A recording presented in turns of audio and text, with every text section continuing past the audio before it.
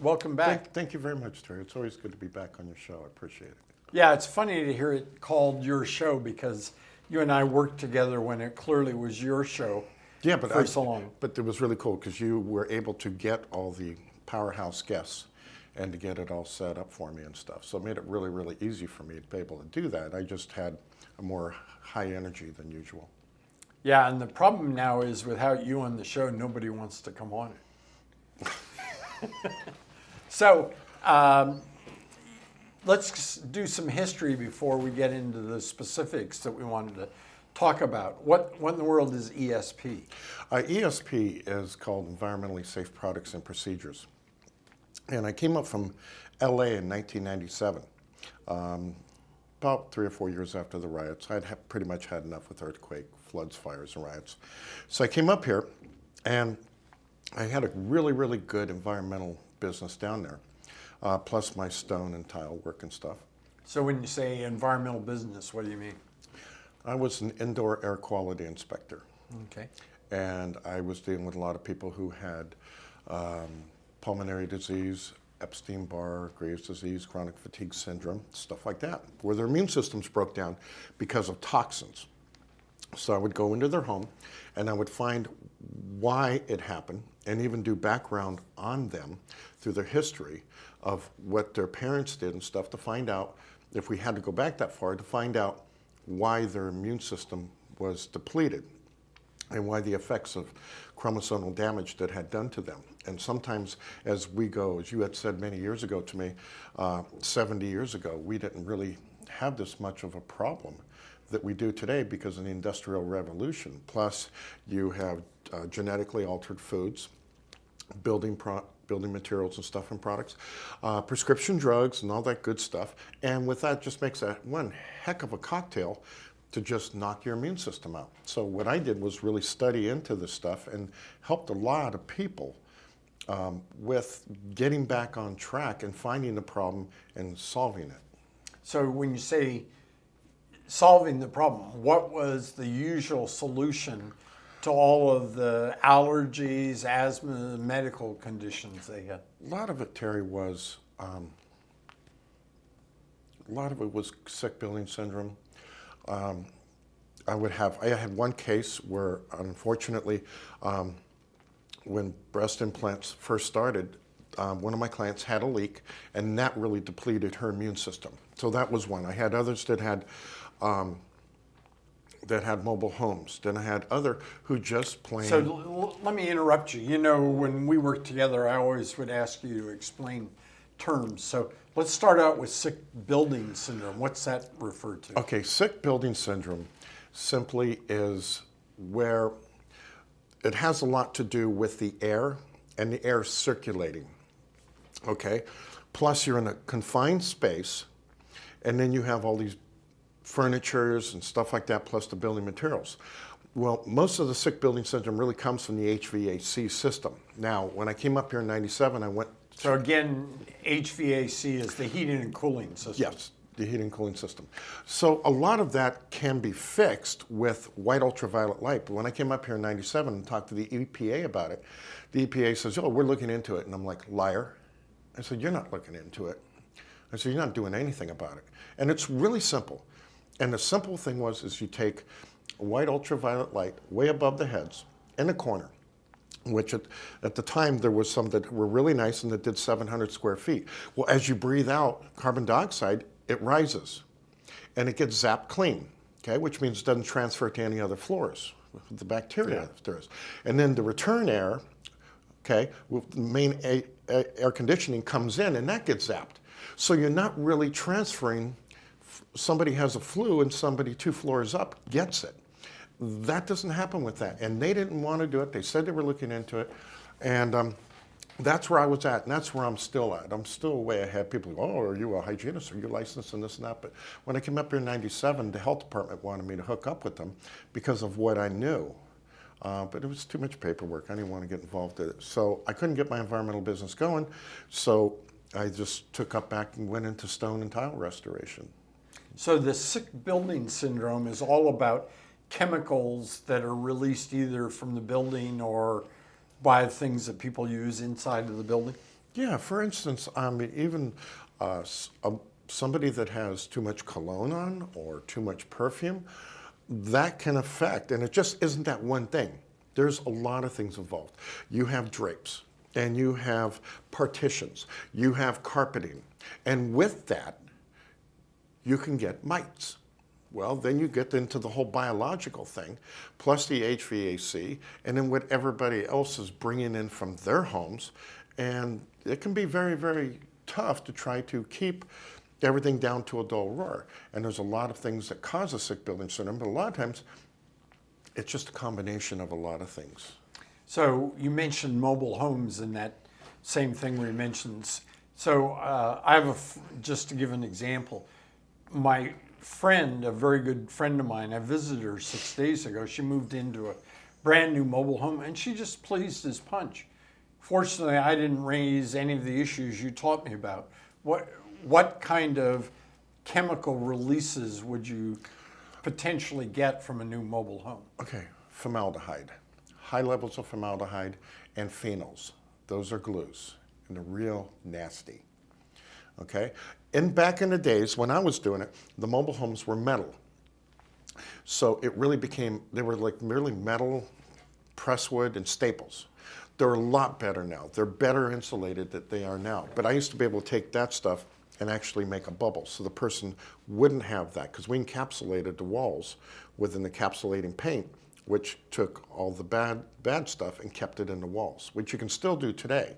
In fact, back then, in the 90s, actually was zero VOC paint, which is now really prevalent today. But back then, it really wasn't. So with that whole thing, I mean, it just creates amounts of stuff that can happen. But the mobile homes are really toxic. Now, if you go into a mobile home, Are really toxic? they're very toxic, Terry. Yeah. I mean, I'm kind of like the canary in a cage. I've had so much poisoning. I've had mold poisoning, pesticide poisoning, just of what I used to do for a living. That you go in and there are signs that says, because of Proposition 65, these homes or the building materials in these homes may cause cancer.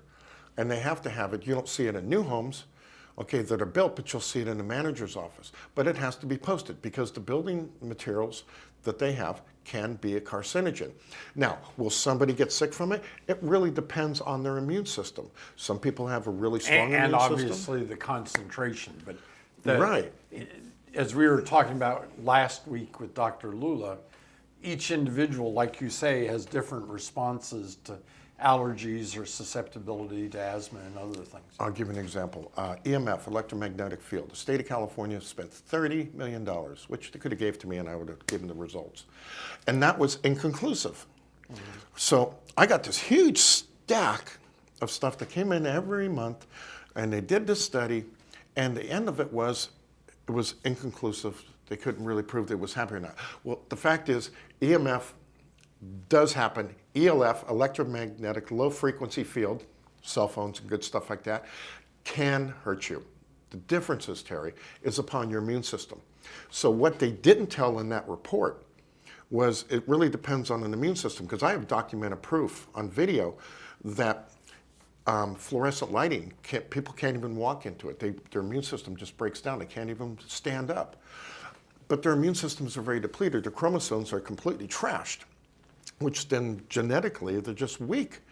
So what happens with that is that it really becomes, some people have a good immune system, some people don't, and it's variable. I would never live in a house under power lines, not even near that umbrella of what they consider that. No, not at all.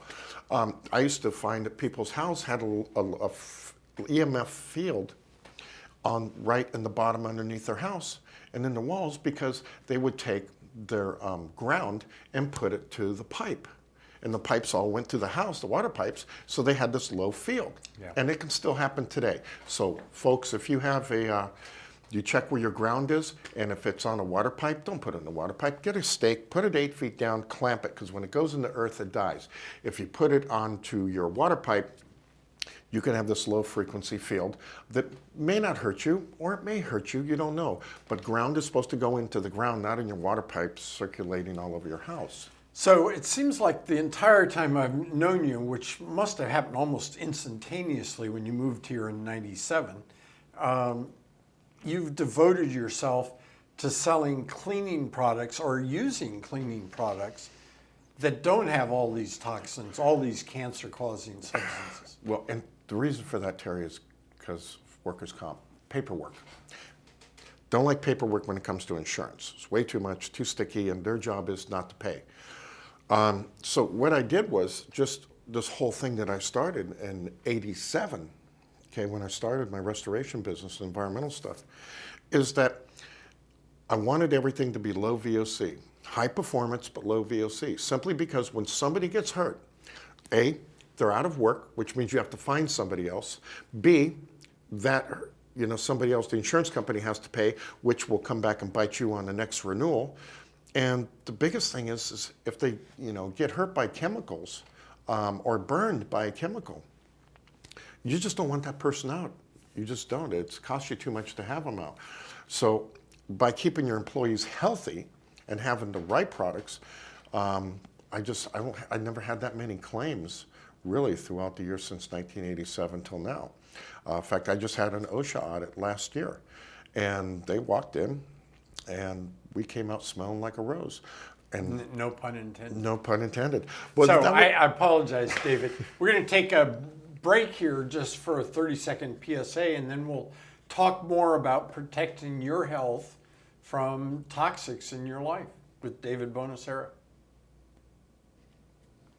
Welcome back to Breathe California TV.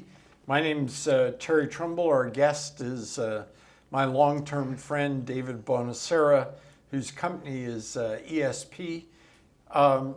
So you've got a specific product that you want to talk about to help people breathe healthier air. One of the things that I know a lot about that a lot of people don't.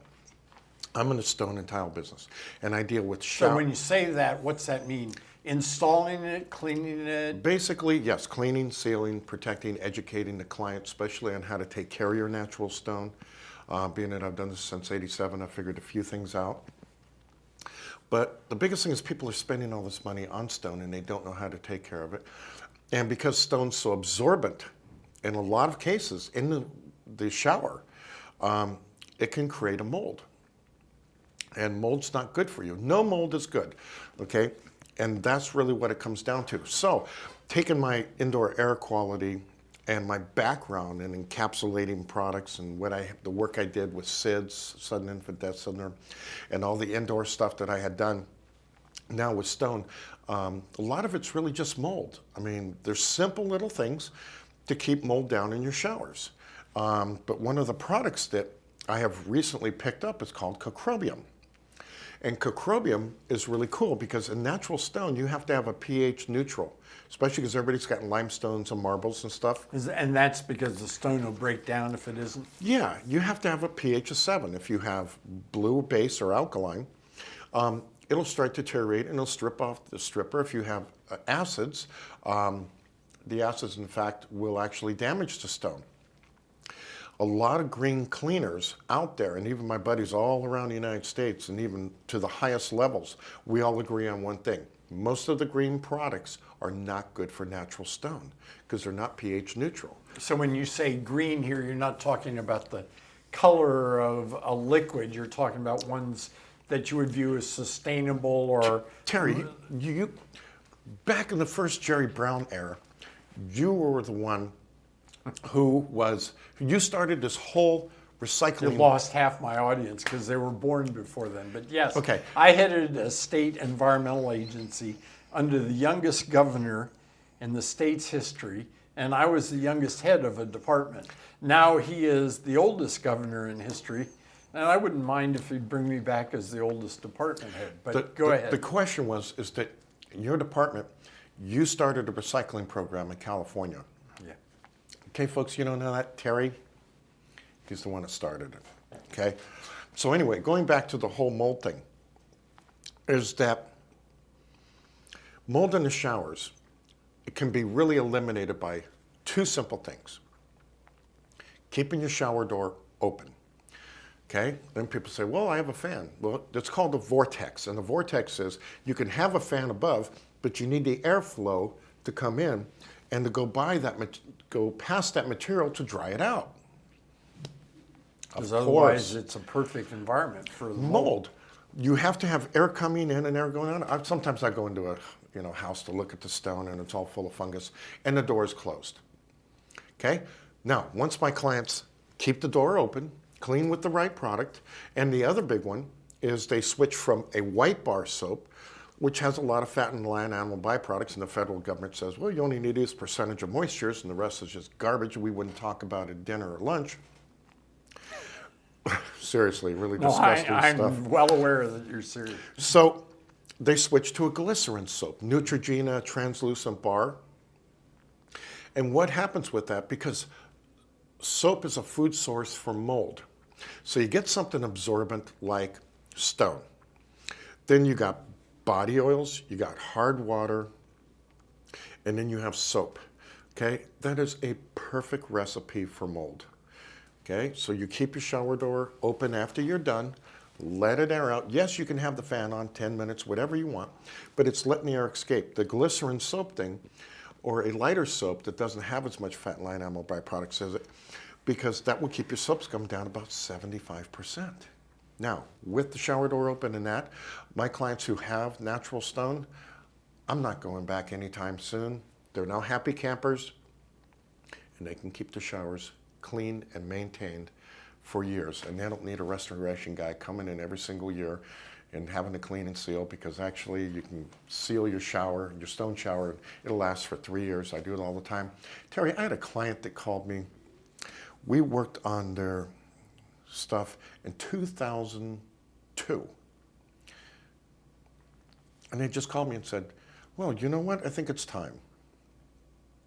So it will last. You just have to do the right stuff. That's all. Well, I know you're going to call me all sorts of names because it doesn't help a stone and tile cleaning business, but ours was installed in 1990, and we've never had anything done to it. And the major thing that we do is ventilate the way you say.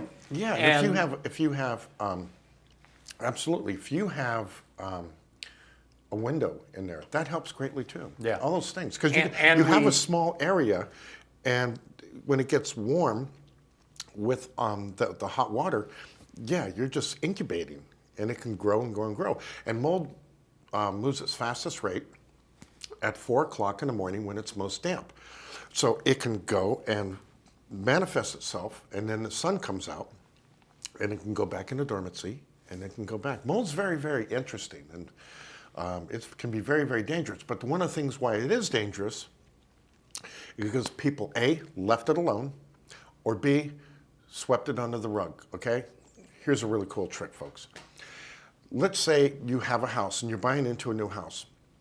And don't get me wrong, I love real estate people, but I have busted enough of them to know that sometimes there will be a mold problem, and they'll get the contractor and say, make it go away. Well, they trust that they're gonna do it. yeah, And what they do is they paint over the fungus. yeah. Now, if you take a black ultraviolet light, you can do a sweep at night, and you can see that right through the paint, as you can So in the vinyl. let me interrupt you then. If I'm going to buy a house, would you do that for me? Yeah, I do it. Good. But So it's expensive, but the thing is what is your immune system worth? What is your children's health worth? yeah. Okay, and those are one of the things. I mean, back in our days, long ago, they had so much formaldehyde in carpeting and in the padding. It was ridiculous. And then IKEA came out with this new cheap furniture, and it was in Los Angeles, didn't hit up here yet. And then you had all this formaldehyde and phenols, and then benzenes, yum, really nasty stuff that was in the presswood. And now they're even putting houses, because it's cheaper, they're putting the laminate presswood, or the presswood, up on the roofs, which actually makes it a candle. Because if it catches on fire, it's going to be a lot harder to put out, because you got glues. It isn't just wood. You have a lot of man-made chemicals that are now involved with that, and not only accelerating the fire, but the toxins that come from that fire that we're putting in our building materials. incomplete combustion Absolutely. results in incredible But let's get back to the concromium. That's a disinfectant. Well, there's a couple of products that they have. One is a disinfectant, and it's a plant-based disinfectant, which right now, folks, a lot of the stuff is going plant-based. And for me, that's wonderful. It's a lot better, Terry. We're so much better off than we were, let's say, 10 years ago. Two reasons that I like it better. One, it is natural. In other words, instead of coming from oil or fossil fuel, which we are running out of, so that's critical.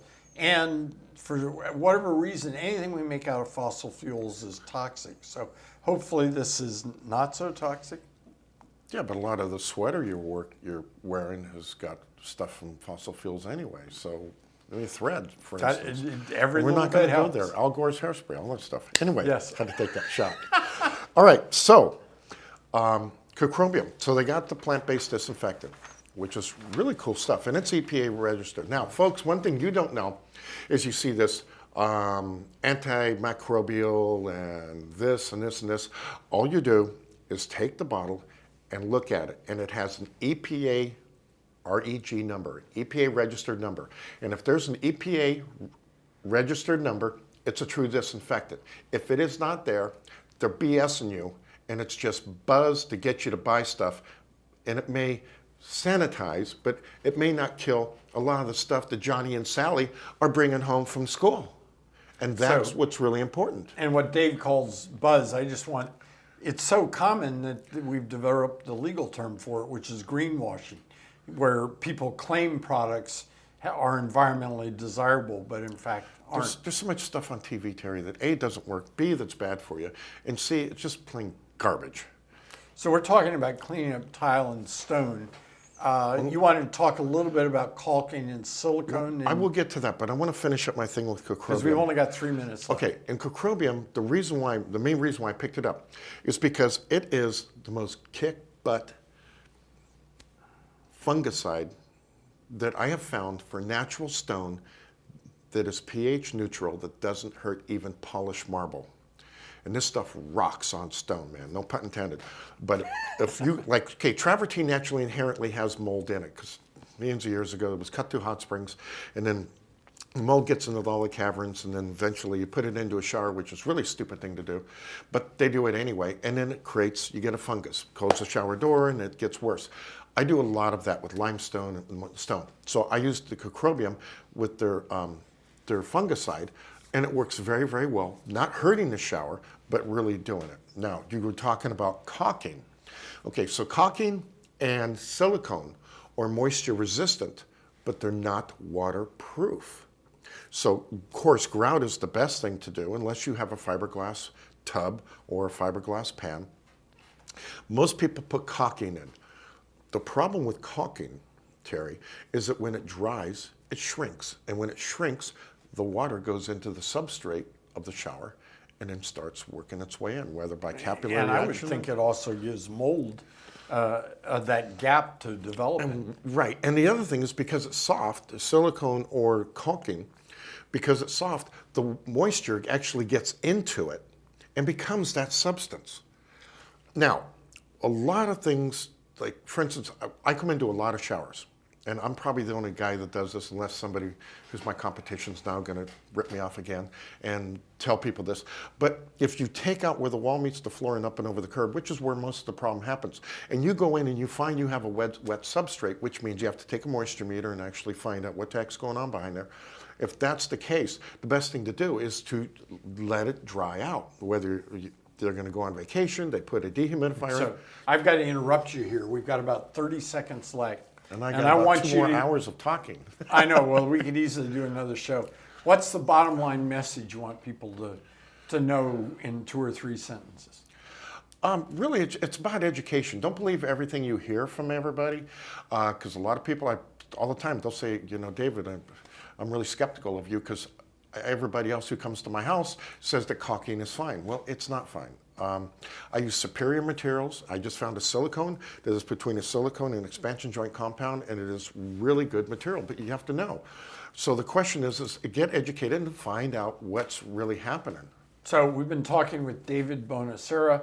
Think about the things you buy and do a little investigation. We'll see you on Breathe California TV next week.